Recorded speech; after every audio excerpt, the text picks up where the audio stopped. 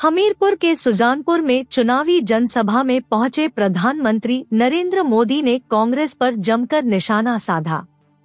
आपको बता दें कि पूरे राज्य में एक चरण में 12 नवंबर को मतदान होगा।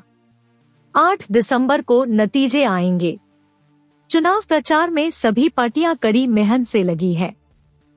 प्रधानमंत्री नरेंद्र मोदी ने कहा कि पीएम आवास योजना में महिलाओं को हिस्सेदारी देने वाली भाजपा है, रसोई के धुएं से मुक्ति दिलाने वाली भाजपा है, घर घर शौचालय बनाने वाली भाजपा है, घर घर बिजली देने वाली भाजपा है, घर घर जल देने वाली भाजपा है, कोरोना के मुश्किल समय में हर गरीब को मुफ्त अनाज देने वाली भाजपा है। कांग्रेस स्वभाव से विकास की दुश्मन है, वह लोगों को मुसीबत में जीने के लिए छोड़ देती है, लेकिन भाजपा हिमाचल को विकास की नई ऊंचाई पर ले जा सकती है। इसलिए इस बार हिमाचल में भाजपा सरकार की वापसी जरूरी है। मैं हिमाचल में जहां भी गया हूं, मैंने यहां का मिजाज देखा है, मैंने हिमाचल की जनता का संकल्प देखा है।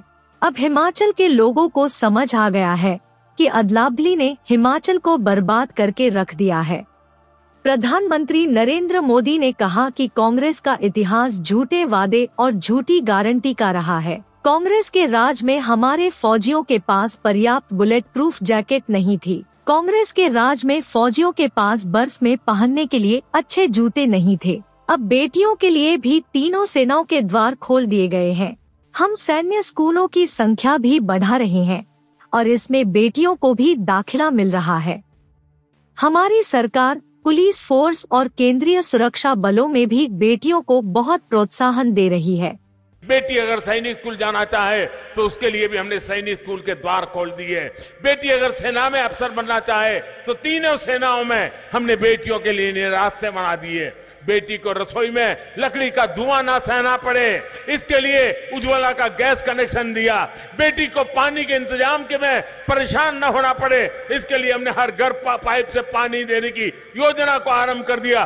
बेटी को अंधेरे में ना रहना पड़े, इसके लिए हमने सौभाग्य योजना से मुफ्त बिजली कनेक्शन दिया। बेटी पैसे की कमी की वजह से अपनी बीमारी छिपाए नहीं, इसलिए हमने उसे आयुष्मान कार्ड की ताकत दी। बेटी का घर की संपत्ति घर पर भी अधिकार हो, इसके लिए पीएम आवास के घरों में से उसे संयुक्त भागीदारी दी। बेटी के नाम पर मकान देने का निर्णय किया। माताओं बहनों, बेटियों के लिए ऐसे ही काम ये डबल इंजन सरकार करती है, करती रहेगी और ज्यादा करना चाहती है। मुझे आपके आशीर्वाद चाहिए। साथियों, हमीरपुर के हमारे इस क्षेत्र में तो फौजी परिवारों का बाहुल्य है। हमारे ये परिवार बहुत करीब से जानते हैं कि कांग्रेस का इतिहास किस तरह बड़ी बड़ी बातों और झूठी गारंटियों का रहा है। यही कांग्रेस है जिसके राज में हमारे फौजियों के पास पर्याप्त बुलेट प्रूफ जैकेट भी नहीं हुआ करते थे। यही कांग्रेस है जिसके राज में हमारे फौजियों के पास बर्फ में इस्तेमाल होने वाले अच्छे जूते तक नहीं थे। यही कांग्रेस है जिसके राज में बॉर्डर पर सड़कें नहीं बनाई जाती थी, बॉर्डर पर बसे गांवों को मूल सुविधाओं से वंचित रखा जाता था। यही कांग्रेस है जिसने फौजियों को 1 रैंक 1 पेंशन के नाम पर 40 साल तक लगातार धोखा दिया। 40 साल तक चुनाव के पहले कोई भी वादा करने में वो झिझकते नहीं है। कुछ भी वादा कर दो, अभी भी कर रहे हैं, ढेर सारे वादे कर रहे हैं। आप याद करिए भाइयों बहनों, मैंने हिमाचल के फौजी परिवारों को वचन दिया था कि चाहे कुछ भी हो 1 रैंक 1 पेंशन हम लागू करके रहेंगे। और हमने ना सिर्फ 1 रैंक 1 पेंशन को लागू किया, बल्कि इसका एरियर भी पूरे सम्मान के साथ दिया। आज आप जानकर हैरान रह जाओगे कि 1 रैंक 1 पेंशन की वजह से अब तक लगभग 60,000 करोड़ रुपया देश भर के हमारे फौजी परिवारों के खाते में गए और ये अतिरिक्त राशि गई है।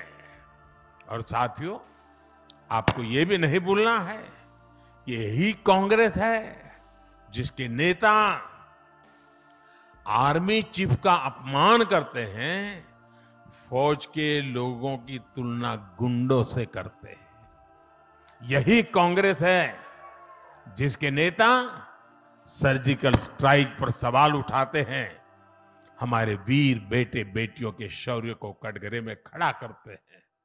अगर समय पर आपको हमारी वीडियो की अपडेट नहीं मिल रही है तो कृपया सब्सक्राइब करें और साथ ही लाइक और शेयर भी करना ना भूलें।